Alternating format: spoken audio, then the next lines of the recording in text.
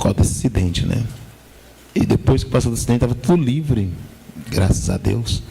Irmãos, livro de 2 Samuel, eu não vou ser muito extenso para não cansar os irmãos. Capítulo de número 9, verso de número 1. 2 Samuel, capítulo 9, verso 1. Da glória! Eu vou ser bem rápido aqui, em nome de Jesus. Eu estava falando com o pastor ali fora, que para mim é um prazer vir aqui, irmãos. Eu me sinto muito honrado por vir aqui. Tenho um vínculo de amizade com o pastor dessa igreja, com essa igreja aqui. Eu oro pelos irmãos, sempre eu oro pelos irmãos, para que Deus possa dar vitória aos irmãos. Capítulo de número 9, de 2 Samuel, verso de número 1, diz assim a palavra do Senhor. E disse Davi: há alguém ainda que ficasse da casa de Saul, para que eu faça por ele, por amor a Jonatã? E havia um servo na casa de Saul, cujo nome era Ziba, e chamaram que viesse a Davi. E disse-lhe o rei: és tu Ziba? E ele disse: eu sou, o teu servo. Disse o rei: não há alguém da casa de Saul, para que eu use com ele de benevolência a Deus? Então disse Ziba ao rei: ainda há um filho de Jonatã, aleijado de ambos os pés. E disse-lhe o rei: onde está? E disse Ziba ao rei: eis que está na casa de Maquim, filho de Amiel, em Lodebar. Então mandou o rei Davi que o tomassem da casa de Maquim e o trouxesse de Lodebar. Senhor, te louvamos pela tua palavra, te adoramos. Podemos assentar, meus irmãos, em nome de Jesus. Irmãos, Deus deu a Davi a oportunidade de assentar-se no trono de Israel para substituir Saul. Davi substitui Saul no reino. Davi, ele não tinha sangue nobre, ele não fazia parte do sistema monárquico, ele não tinha direito ao governo, mas Deus deu a Davi esta oportunidade de assumir o trono e de governar Israel. Quero que você entenda que esse Davi que substitui Saul, ele é um homem que respeita princípios. Davi é segundo o coração de Deus, porque Davi, ele sujeita aos princípios impostos por Deus. Quero que você recorde também que Saul foi eleito pelo povo e foi ratificada a sua eleição através da unção derramada por Samuel sobre Saul. Saul foi eleito por causa da sua estatura, por causa da sua beleza, e depois ele sai para buscar as jumentas, e Samuel vem e derrama o azeite sobre Saul, ratificando aquilo que Deus havia predeterminado, ou Deus havia permitido que o povo elegesse como rei. Agora que Saul é rei, Deus vai criar uma resistência a Saul, porque Deus não queria de Saul sacrifício, Deus queria de Saul obediência, e Saul deixa de obedecer e sacrifica. Deus então agora vai levantar alguém segundo o seu coração, e esse alguém segundo o coração de Deus vai vir da casa de Jessé, o Belaíta. Jessé que tinha filhos, e entre os filhos de Jessé havia 3 filhos que faziam parte do exército de Saul, a saber, Eliabe, Abinadab e Samar. Já era a espada, sabia usar um escudo, uma funda e uma lança, e também um broquel, e eles fizeram parte do exército de Saul. Davi por vezes não era do exército, porque ele era o menor da casa, e ele não tinha altura qualificada, não tinha habilidades qualificadas, só que Davi vivia uma vida no anonimato, cuidando das poucas ovelhas do seu pai Jessé. E a palavra do Senhor diz que esses irmãos de Davi que foram ingressados no exército Saul, foram para uma peleja no Vale da Lêmpia, do Vale da Quem, 1 Samuel capítulo 17. E quando chegaram nesta peleja, um gigante chamado Golias, durante 39 dias desafiou os hebreus, e ninguém quis lutar contra Golias por causa do seu tamanho e por causa do seu histórico como guerreiro. A palavra do Senhor diz que chega no 39º dia, Jessé sente falta dos seus filhos e manda Davi até o vale. Davi então pega uma vasilha com pão e queijo e vai até o vale para poder levar pão para os seus irmãos e queijo para Saul, e para trazer notícia da guerra. E quando Davi chega naquele vale, por um acaso levando uma marmita, Davi vai ver Golias, e a Bíblia diz que Davi então vai se prontificar a enfrentar Golias. Davi enfrenta Golias, e a Bíblia diz que agora Davi recebe Mical por esposa, Saul por sogro, Jonatã por cunhado, e agora Davi sai da casa de Jessé e vai morar no palácio. Davi entra no vale anônimo e sai do vale famoso. isso, Davi entra no vale solteiro e sai do vale casado. Davi entra no vale sem nome e sai do vale com nome. Davi entra no vale endividado e sai do vale pagando dívida. Davi entra no vale morando em uma casa emprestada e sai do vale direto para o palácio. Então o fato de Davi aceitar o desafio lhe proporcionou uma evolução. Então toda pessoa que aceita desafio e que enfrenta as dificuldades, ela evolui. Davi vai evoluir e vai ser introduzido no palácio e é candidato ao trono. Por vez, Saul está sentado. E nós entendemos que logo após Saul, Jonatas seria aquele que assentaria. E após Jonatas seria Davi. Então, por fato de Davi ter casado com Mical, Davi é cunhado de Jonatas. Só que agora nós percebemos que Davi vai para a peleja e mata mais soldados que Saul. E o nome de Davi entra na boca do povo. Davi entra em evidência, vou pregar. Davi entra em destaque. E esse destaque que Davi alcança através da sua habilidade com a espada, matando inimigos, faz com que Saul começa a ter ciúmes de Davi. E esse ciúmes de Saul é um ciúme traumático. E como é que funciona o ciúme traumático? Se eu não posso ser você, eu mato você.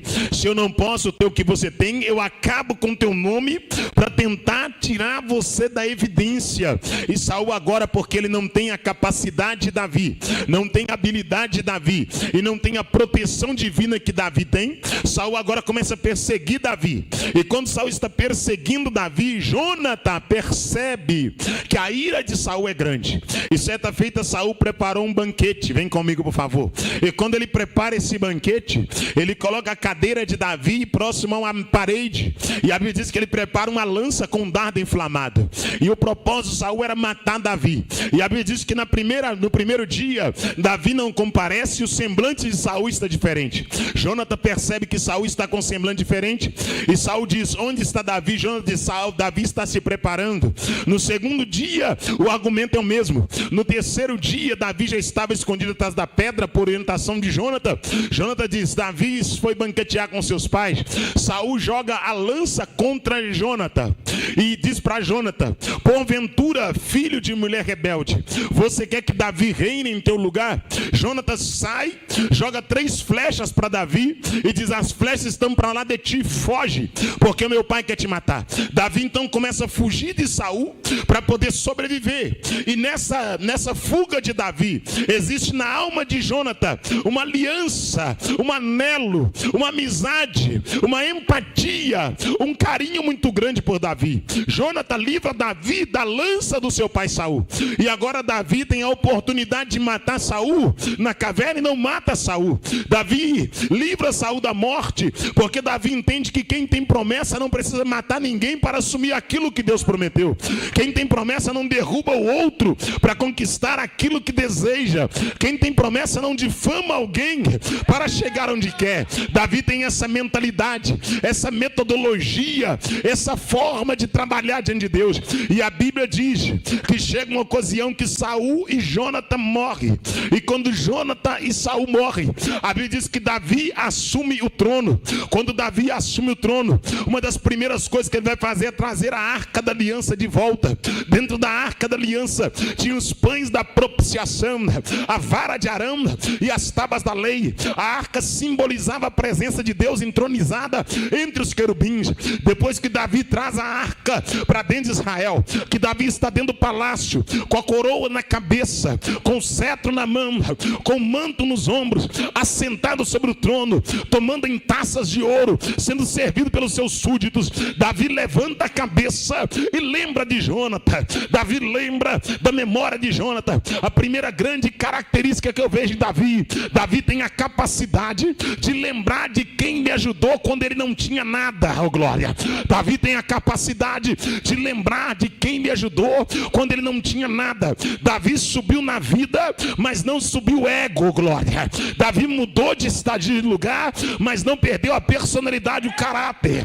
A posição que Davi alcançou não tirou de Davi a hombridade, a capacidade de lembrar de quem me ajudou. Feche seus olhos. Ninguém chega sozinho, ninguém conquista sozinho, ninguém é sozinho. Sempre tem alguém alguém que vai te dar o gatilho de ponto de partida. Sempre tem alguém que vai te dar um empurrão para que você possa obter, conquistar, chegar, alcançar, ter êxodo na vida. E quando você tiver o êxodo, quando você chegar a conquistar, obter, por favor, querido, não se esqueça de quem abriu porta para você, ô glória, de quem puxou cadeira para você sentar, de quem estendeu a mão para te ajudar, de quem te acolheu no momento difícil, de quem te consolou quando ninguém te consolava, de quem te visitou quando ninguém te visitava. Características de alguém que é segundo o coração de Deus.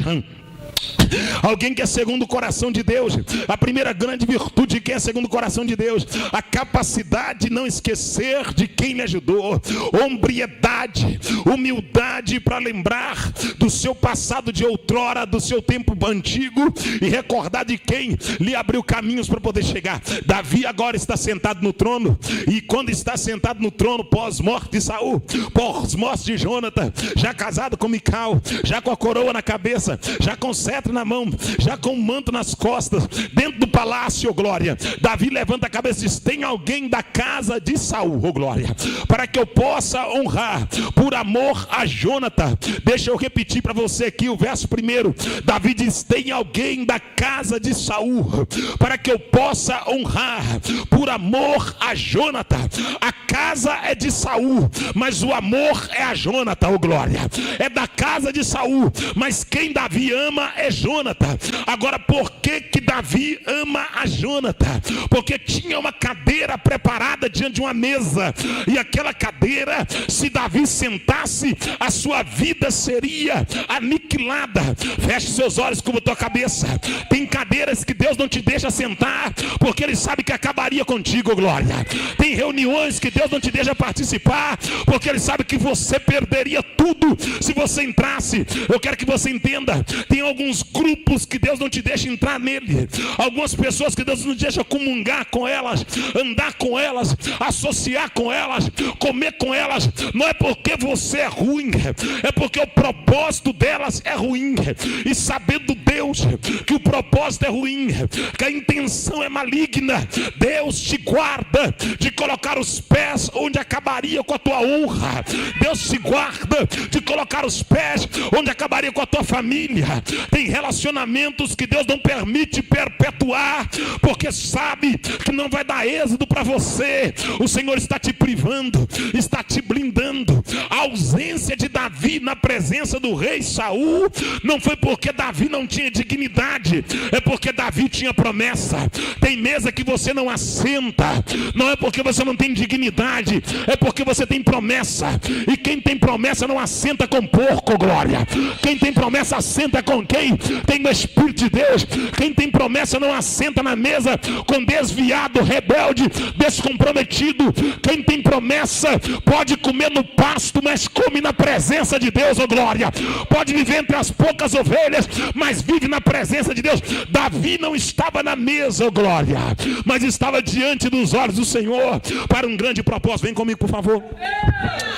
Quando esse Davi está dentro do palácio, ele diz: tem alguém, oh glória, tem alguém da casa de Saul. Eu vou ler o texto e vou finalizar. Tem alguém da casa de Saul, para que eu use de benevolência, por amor a Jonathan. Então a casa é de Saul, mas o amor é a Jonathan, oh glória, porque Saul é o perseguidor, mas Jonathan é o protetor, oh glória.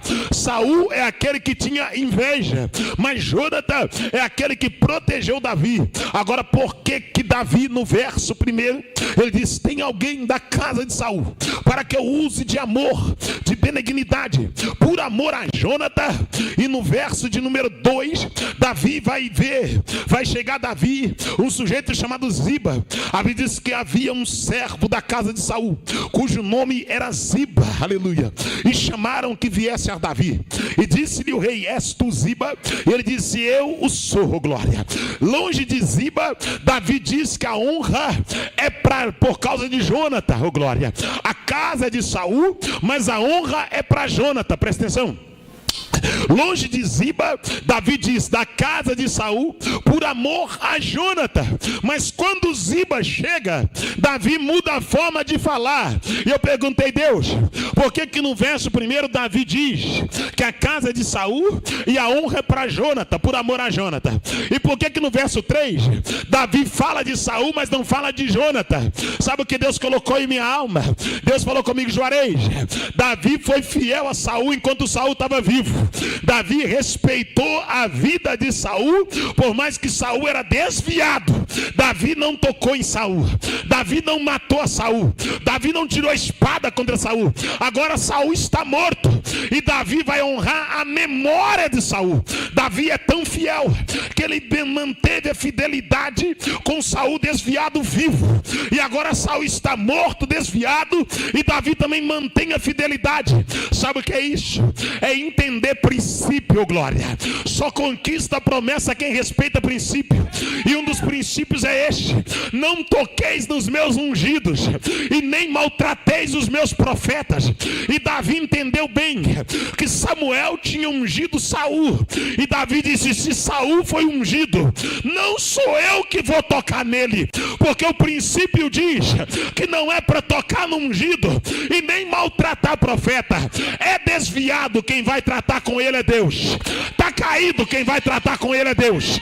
Saiu da presença, quem vai tratar com ele é Deus. Fecha o teu olho. Então não fale de quem Deus ungiu. Está desviado, quem vai tratar com ele é Deus.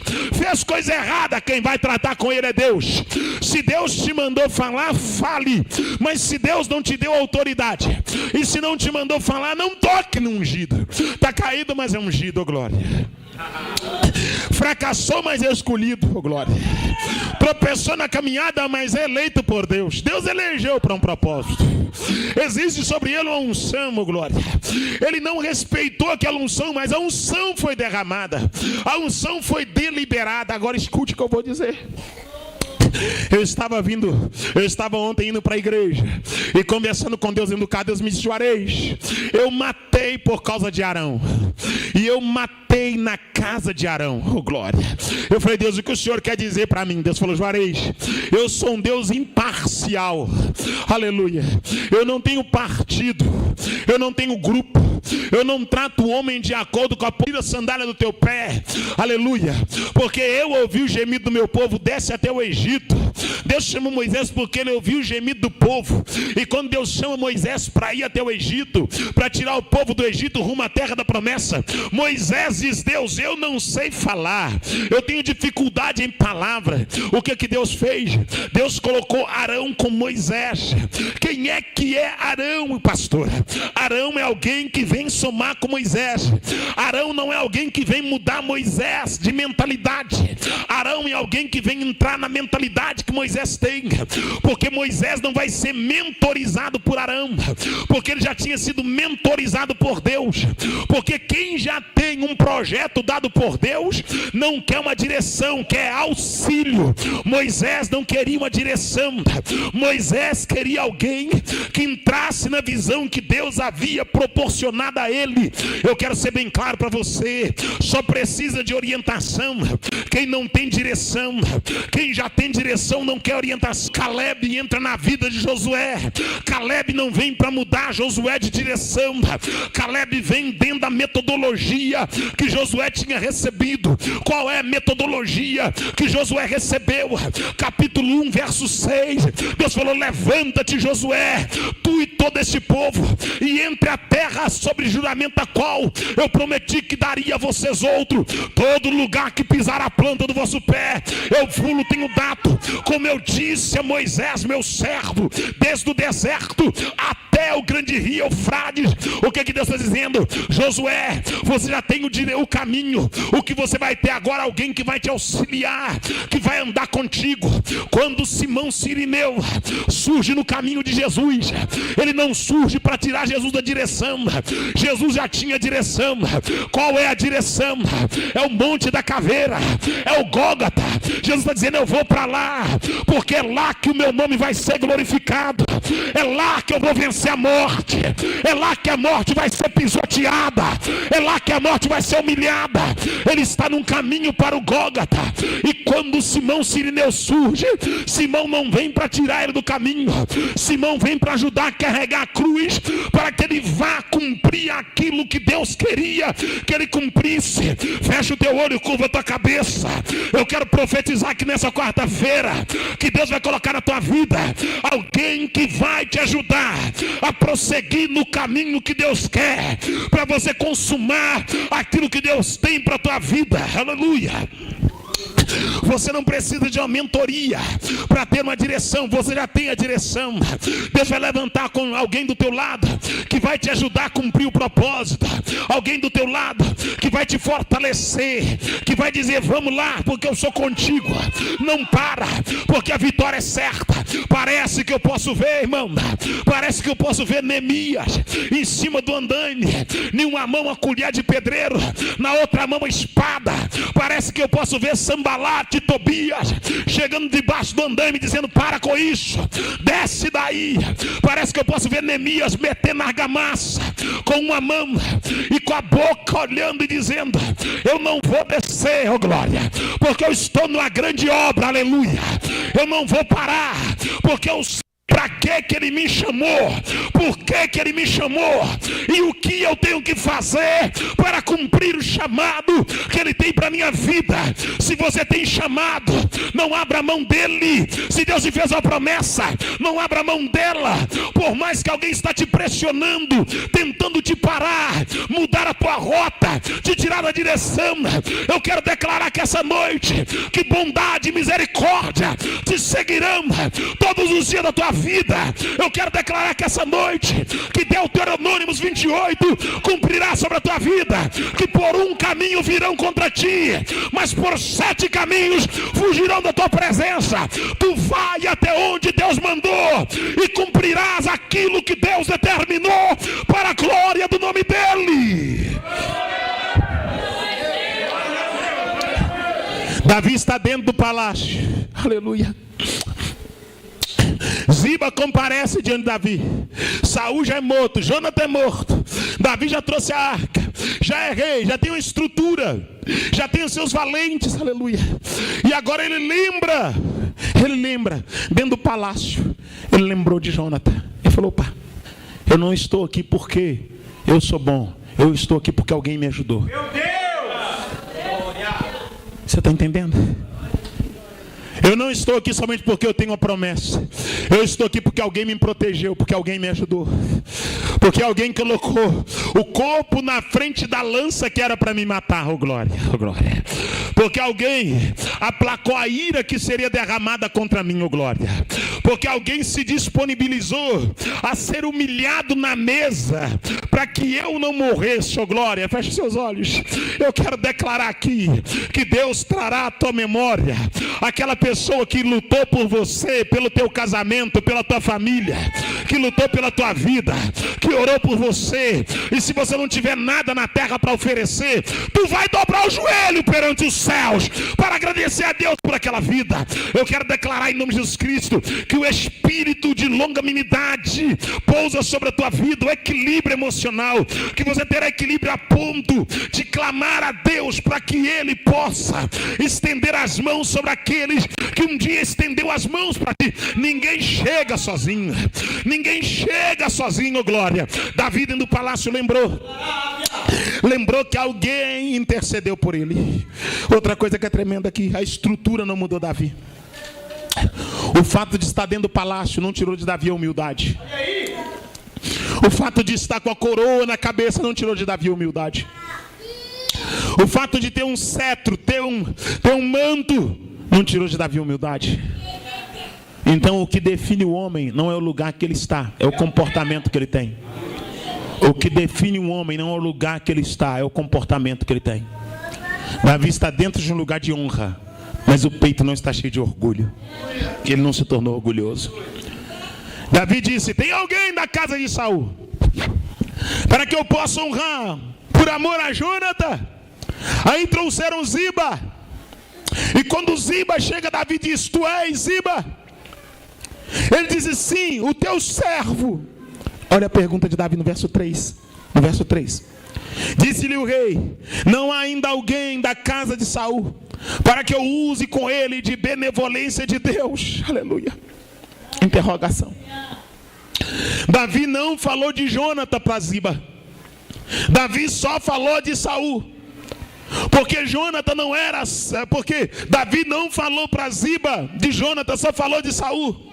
Porque Ziba não era servo de Jônatan, Ziba era servo de Saul. E Davi não queria denegrir a memória de Saul para Ziba. Davi não queria destruir a memória de Saul para Ziba. Davi não queria acabar com a memória de Saul. Saul está morto. Davi podia ter pisado, podia ter dito: não é por causa de Saul, é por causa de Jônatan. Eu quero alguém aqui por causa de Jônatan. Só que quem tem temor de Deus não chuta quem está caído. Feche os seus olhos. Quem tem temor de Deus não pisa em quem está no vale. Quem tem temor de Deus não chuta quem está fracassado, ó glória. Quem tem temor de Deus entendeu, ó glória, que Deus não o levantou na terra para humilhar quem está caído, mas sim para restaurar quem está tombado, ó glória. Quem tem temor de Deus tem cuidado para tratar com quem está caído. Por mais que Saul esteja morto, por mais que ele esteja morto, Davi agora tem esse cuidado. E esse cuidado fica para mim como uma coisa muito preciosa, porque o Espírito de Deus me traz à memória aquela visão metafísica do profeta Ezequiel no vale de ossos secos, capítulo 37. Quando Ezequiel diz que veio sobre ele a mão do Senhor, o Senhor o levou em espírito e o colocou no meio de um vale que estava cheio de ossos sequíssimos. Os ossos eram sequíssimos. E é claro no texto diz assim: e o Senhor me fez andar ao redor deles, e eles estavam sobre a superfície do vale. Ezequiel diz que ele andou ao redor, ele não pisou nos ossos, ele andou ao redor dos ossos que estavam caídos no vale, estavam misturados, sequíssimos, abandonados dentro do vale, e Deus não deixou o profeta pisar. O profeta andou ao redor, e andar ao redor aqui é observar o estado e não julgar o estado aumentando dos ossos que estão dentro do vale. Ponto que Ezequiel não julga, que Deus pergunta: porventura poderão reviver esses ossos? E o profeta diz: Senhor, o Senhor é quem sabe se poderão reviver ou não, ó glória. Sabe o que Ezequiel está dizendo? Estão jogados, estão secos, estão misturados, estão esquecidos no vale, mas quem sabe da segunda glória é o Senhor, aleluia. Quem sabe se pode reviver ou não é o Senhor. Deus quer dar para a igreja brasileira o espírito do bom samaritano. Não é meu parente, não tem nada a ver comigo, está caído no caminho, eu vou levar para a enfermaria, eu vou colocar remédio, eu quero ver de pé, eu quero ver curado, eu quero ver restaurado, eu quero que a alegria dele seja a minha alegria, que o vigor dele seja o meu vigor, eu quero ver ele de novo e de pé glorificando e exaltando. E eu quero declarar que o ano de 2024 é o ano que Deus vai fazer voltar para casa quem estava longe, vai colocar de pé quem estava caído, vai purificar quem estava imundo, glória, vai restaurar quem estava fracassado. Eu quero declarar que o ano de 2024 é o ano que o filho pródigo levanta a cabeça dentro do chiqueiro e diz: eu volto para a casa do pai, porque lá tem pão, lá tem proteção, lá tem calor do pai e música na casa para a glória de Deus. E disse o rei: não há alguém da casa de Saul para que eu use com ele de beneficência. Aí vem meu filosete e diz: ainda há um filho de Jônatan, aleijado de ambos os pés. Aleijado de ambos os pés. Você percebe que a deficiência entra em evidência. A deficiência sobressai a árvore genealógica. Ele é filho de Jônatan, mas ele é aleijado de ambos os pés. Para você entender, não podia comparecer diante do rei alguém que tivesse a mão mirrada, fosse coxo, entristecido, com hemorragia, leproso, ou quaisquer tipo de enfermidade ou tristeza, era proibido comparecer diante do rei com o semblante caído. Era proibido comparecer diante do rei entristecido, maltrapilho. E agora alguém anuncia e diz: tem um filho de Jônatan. Só que existe uma prerrogativa, existe um agravante, melhor dizendo. Ele é coxo de ambos os pés, e ele está em Lodebar, e o nome dele é Mefibosete. Ele é doente. E uma das coisas que me preocupa muito é que esse menino não nasceu coxo, pastor. Ele tornou-se coxo. No capítulo 4, 2 Samuel, verso 4, nós encontramos o verbo, que a palavra dizendo assim da seguinte maneira: e chegadas as boas novas, as novas de Saul e as novas de Jônatan, a ama pegou a criança no colo e correu com a criança, e a criança tinha 5 anos de idade, e o texto diz que ela tinha 5 anos de idade, e a criança cai, e quando a criança cai, ela fica deficiente. Aquela criança não era deficiente, mas o fato da ama ter pego no colo e corrido com a criança por causa do anunciar da guerra, a criança sofre uma queda, e aquela queda gera uma deficiência. Mas quando se fala que ela tinha 5 anos, eu quero que você entenda que uma criança de 5 anos pode correr sozinha. Uma criança de 5 anos, ela é veloz, ela tem a capacidade de correr com muita precisão. Uma criança de 5 anos de idade, que tem o seu sistema funcionando na sua funcionalidade perfeita, ela é muito veloz. Eu tenho uma filha de 5 anos de idade, a Emanuele, ela corre muito. Para mim pegar dá canseira quando eu vou pegar ela. Além de correr muito, ela é gordinha, ela é lisinha. É difícil de dar pega. Ela vira um tiro, porque uma criança de 5 anos corre muito. Agora olhe para cá. Qual foi o erro daquela ama? Carregar no colo quem podia correr. O excesso de proteção gerou uma deficiência. O excesso de zelo gerou um trauma. O excesso de zelo gerou uma deficiência. O excesso de proteção impede a pessoa de ter experiência com Deus.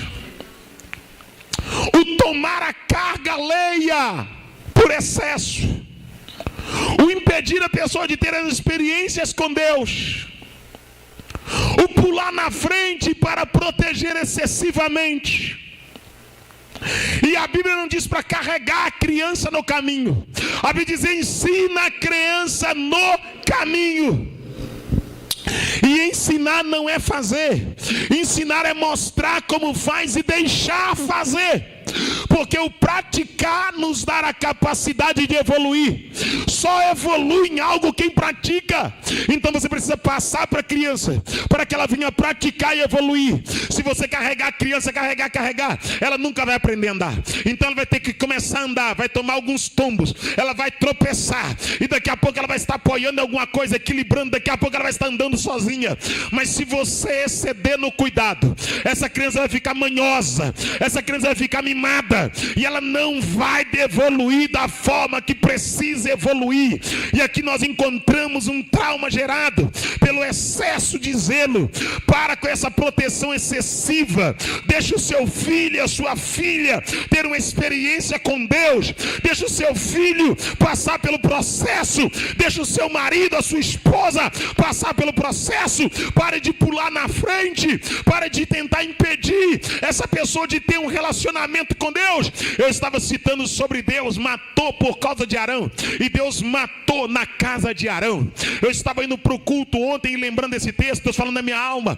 Primeiro, Deus matou por causa de Arão, porque Deus colocou Arão do lado de Moisés, porque Moisés tinha uma deficiência para verbalizar, e agora Deus decidiu escolher a casa de Arão como casa sacerdotal. E quando Deus escolhe a casa de Arão como casa sacerdotal, Deus manda consagrar Nadab e Abiú, os 2 filhos de Arão. E a consagração ocorrida da seguinte forma: coloca a mão direita na cabeça do cordeiro, corta o cordeiro, o pescoço do cordeiro, pega o sangue quente do cordeiro, coloca na orelha direita, no dedo mindinho direito, no dedo mindinho direito do pé, coloca 7 fios de azeite sobre os ombros, coloca tiara de ouro na cabeça, a pedra de turim e de tumim no peito, e leva até o pátio exterior e consagra o sacerdote. Os filhos de Arão foram consagrados ao sacerdócio, e o sacerdote é aquele que tinha direito de aproximar do altar.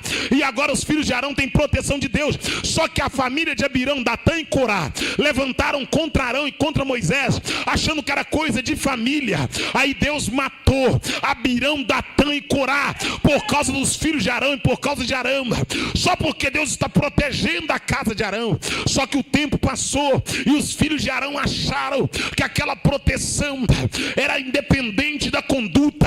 Deus não protege libertino, Deus não protege quem tem vida dupla, Deus não protege quem vive uma vida depravada, Deus protege quem tem compromisso com Ele.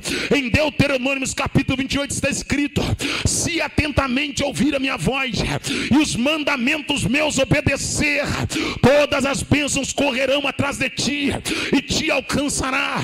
Bendito serás na cidade, bendito serás no campo, bendito serás ao entrar, bendito serás ao sair, bendito será a sua manjedoura, a sua estrebaria, não haverá aborto na tua casa, bendito será os filhos dos seus filhos. Dizendo, a bênção está condicionada à obediência à minha voz. Enquanto os filhos de Arão estavam obedecendo, Deus estava protegendo os filhos de Arão.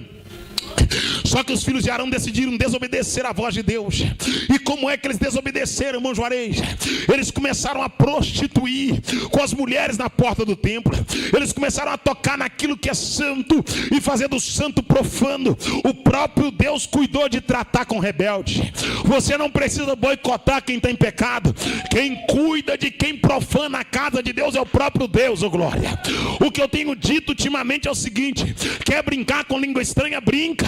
Quer brincar com profecia, brinca. Quer brincar com a palavra, brinca. Mas aguarde uma coisa: pode fazer a conta, mas daqui a pouco o boleto chega, ô glória. E quando o boleto chegar, tem que pagar, ô glória, porque Ele é Senhor e é justo. A Bíblia vai dizer que Deus então vai baixar a glória no arraial, porque os filhos de Arão que receberam a proteção lá atrás, Deus matou Abirão, Datã e Corá por causa dos filhos de Arão. Aqueles que foram protegidos lá atrás, agora estão usando da prerrogativa eclesiástica para poder pecar contra Deus, ô glória. Estão usando da prerrogativa eclesiástica para poder pecar contra Deus. Estão usando da unção para poder pecar. Feche os seus olhos. Estão usando da autoridade espiritual. Está usando da prerrogativa. O que tem de gente usando da sua prerrogativa de pregador, prerrogativa de cantor, prerrogativa de pastor, de revelador, de profeta, poder pecar contra Deus. Está usando da prerrogativa para poder usurpar, para poder extorquir, para poder enganar, para poder ludibriar. Só que eu não condeno, eu sou uma voz que grita. Aquele que condena está chegando, oh glória. Aquele que condena está vindo aí, oh glória. Eu não sou alguém que sentencia, eu sou uma voz que grita. Aquele que traz a sentença na mão está vindo aí, oh glória. Ele tem uma balança na mão, oh glória, e a balança dele não aceita suborno. Ele não é justiça, ele não tem justiça. Ele é a justiça, oh glória. Ele é a justiça. Escute aqui com seus olhos fechados. O Supremo muda, oh glória. O Senado muda. Os governantes mudam. Criam-se lei, muda-se lei, abre-se lei, oh glória. Cria-se artigo, cria-se inciso, acha-se brecha na lei, mas a palavra de Deus não muda.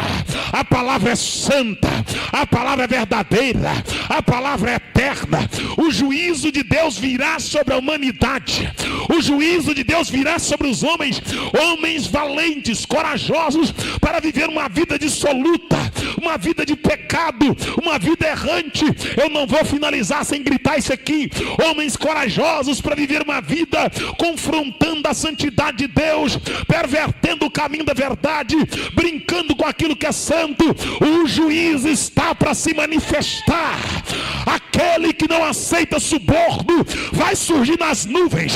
Aquele que é grande virá nos altos céus, montado em um cavalo branco, com as vestes salpicadas de sangue, sobre o manto na coxa estará escrito Rei dos Reis e Senhor dos Senhores, e diante dele todo joelho se dobrará e toda língua confessará que ele é Senhor.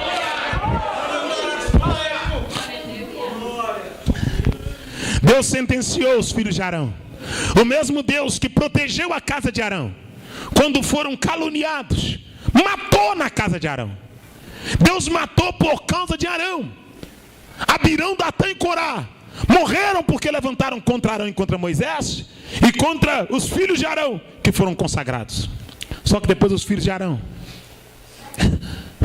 decidiram pegar a lâmpada de incenso e levar fogo estranho perante o altar. Deus matou Nadab e Abiú na ponta do altar. E Deus é tão tremendo que ele matou Nadab e Abiú e falou com Arão: Arão, pega a cinza deles e joga para fora do arraial. E Deus falou mais: não chora, não guarda luto, não raspa a barba e não fique sem comer pão, porque todo o arraial saberá que eu sou santo e que a minha santidade não será profanada. Sabe o que Deus está dizendo aqui? Eu não tenho filhos prediletos. Eu não bajulo ninguém. Ou você acha que Deus só vai julgar o traficante? Deus vai julgar o traficante, mas vai julgar o falso profeta. Ou você acha que Deus só vai julgar o bêbado? Deus vai julgar o bêbado e vai julgar o falso pastor. Ou você acha que o inferno só é para lésbica? O inferno é para lésbica, mas é para o fornicário que está na igreja, mas está em adultério. Ou você acha que Deus tem balança que fica titubeando? Que a balança de Deus aceita suborno? Feche seus olhos. Ou você acha que o fato de ter uma religião pode te livrar da ira de Deus? Deus está além da religião. Deus está acima de uma credencial. Deus está acima de uma denominação.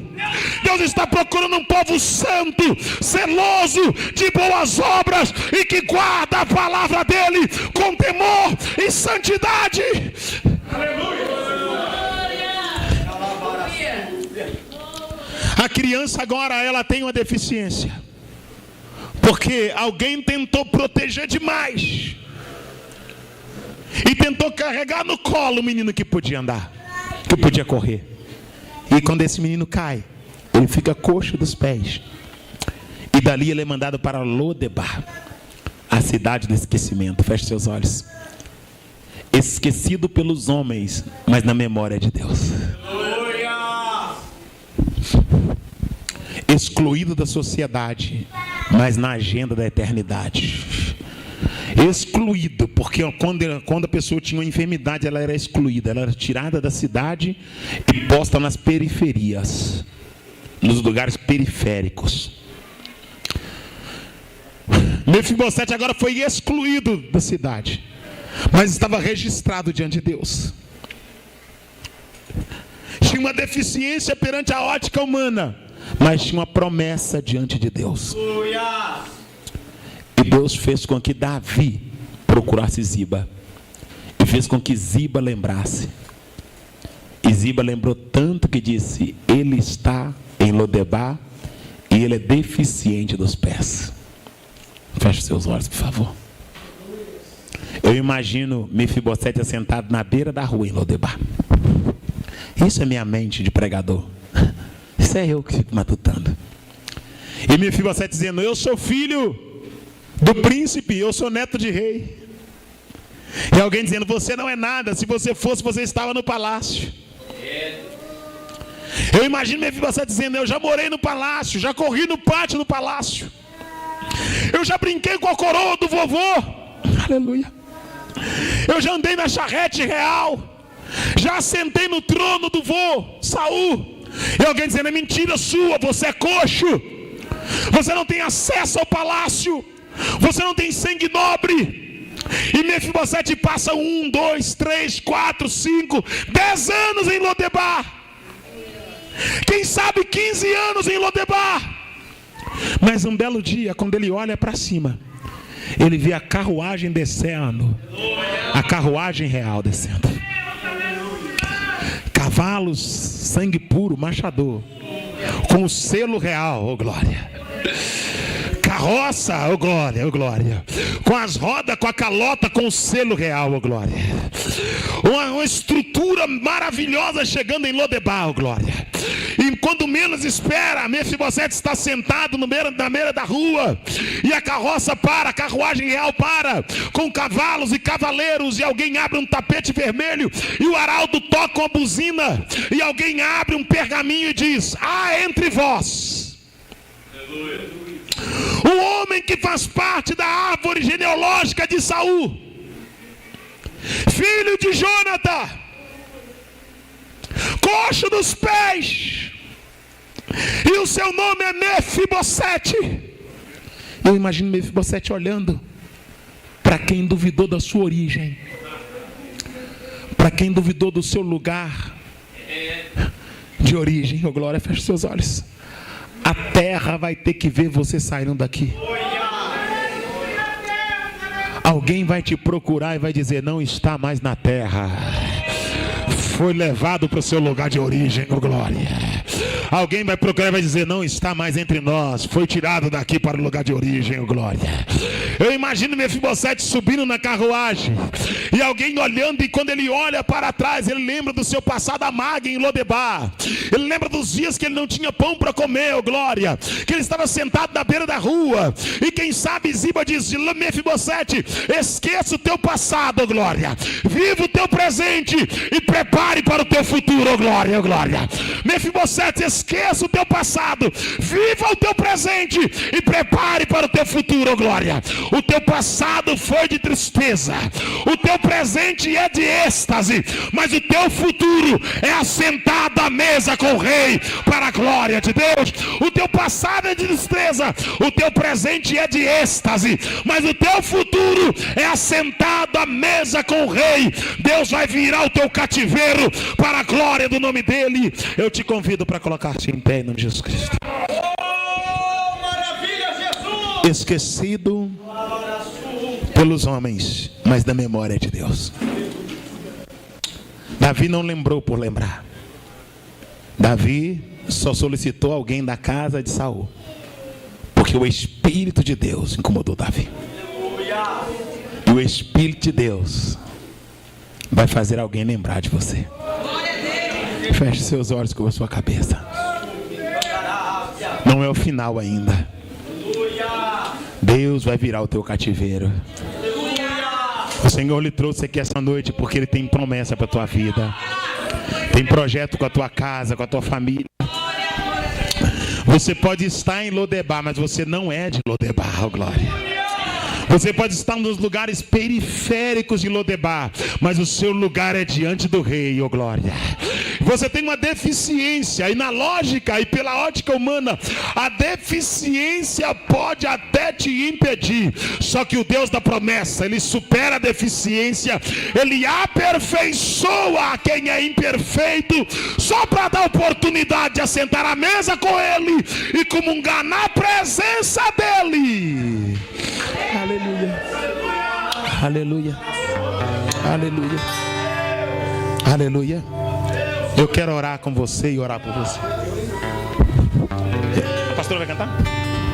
Aleluia. Paz do Senhor, vai. Meus irmãos, eu estou muito grato por estar aqui com os irmãos. Há cerca de 20 dias atrás, fui pregar no Pará. E essa viagem foi um tanto quanto diferente. Não é a primeira que eu faço assim, né? Mas geralmente eu faço algumas viagens fluviais, quando não é no braço do Atlântico ou no braço do Índico, né? no Pacífico. São nos rios do Brasil, que são muitos. Eu não sou muito de postar as coisas. É o meu jeitão mesmo, que eu tinha que postar mais, né? Mas pra mim ter um canal, o pastor tem que falar tanto comigo. Tanto que o senhor me falou que tem um canal, irmãos. Meu Deus do céu, o senhor lembra? Eu falava o canal que eu tenho no dente. Ele tá lembrando que eu dizia, você tem canal? Eu falo no dente. Só no dente, tem uns 2 canais aqui, não dói mais não. E essa é a minha última viagem pro Pará. Nós tivemos que subir um rio de barco, um rio muito largo, sentido ali as ilhas de Marajó. E o interessante é que a viagem foi durante a noite. E quando nós deparamos, a água estava chegando no nosso pé, dentro do barco. E alguém gritou, vai afundar. Eu pensei, será que é agora? Eu me lembro que o povo entrou em desespero. E nós tivemos que deslocar a embarcação até as regiões ribeirinhas, né? Para a gente poder desembarcar e tentar solucionar o problema. Mas aquele momento foi um momento um tanto quanto alegre para mim, porque eu pude perceber o quanto é precioso estar em comunhão com Deus. Aleluia, Jesus. Sabe, irmão, é muito importante estar preparado. O crente não tem que se preparar, ele tem que estar preparado. Verdade, Deus. E o primeiro pensamento que veio quando falaram, nós vamos afundar, porque a água está entrando, muita água no barco, era muita água entrando no barco. E tinha muita gente no barco, muita água mesmo. O primeiro pensamento que veio foi, meu Deus, eu vou morrer fazendo a sua obra, muito obrigado. Parece loucura isso, sabe? Eu falei, muito obrigado, eu vou morrer fazendo a sua obra.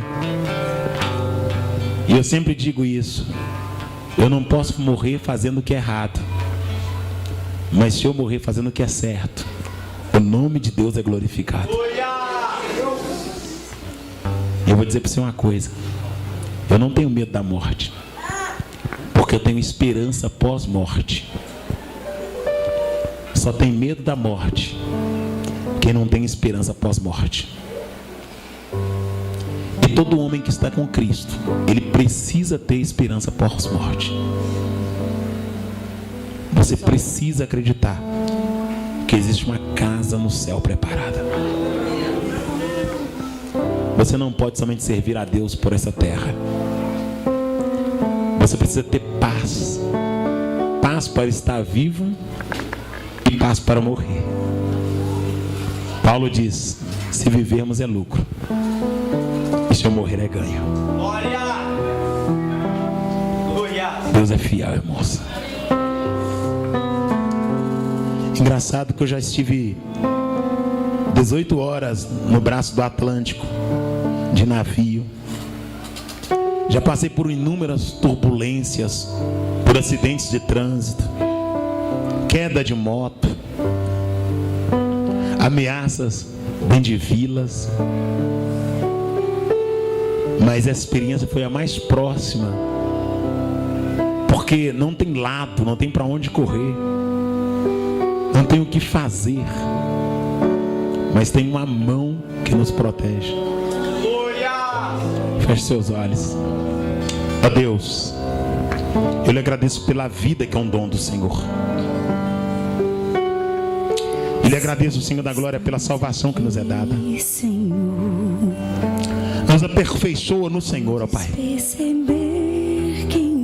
Nos faz chegar mais perto do Senhor, ó Pai.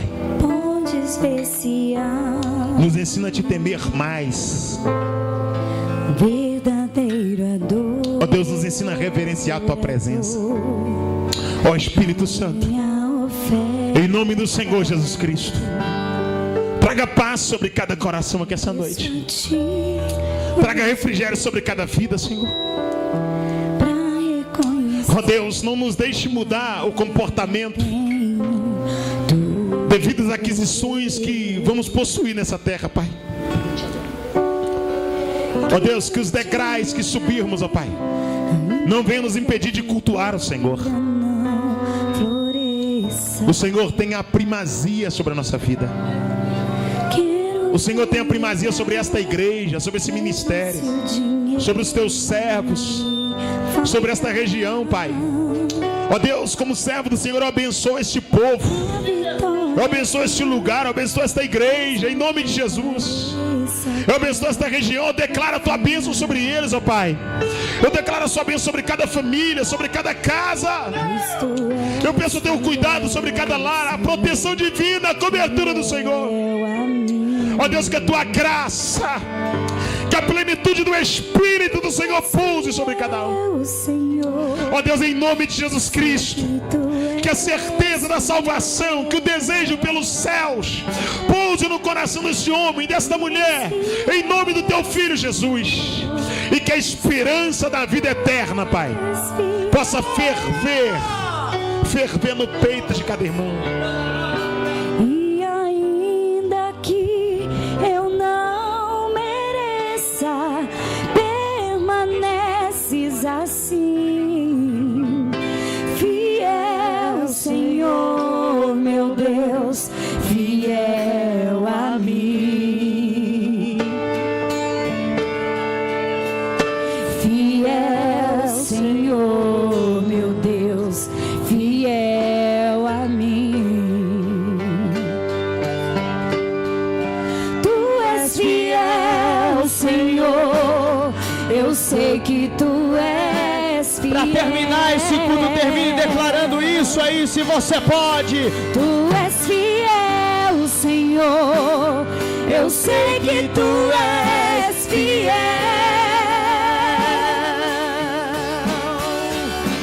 E ainda que eu não mereça, permaneces assim, fiel, Senhor, meu Deus, fiel a mim, fiel, Senhor, meu Deus, fiel a mim. A gente já está terminando, mas eu não posso terminar esse culto sem perguntar se tem alguém aqui que deseja aceitar o Senhor Jesus como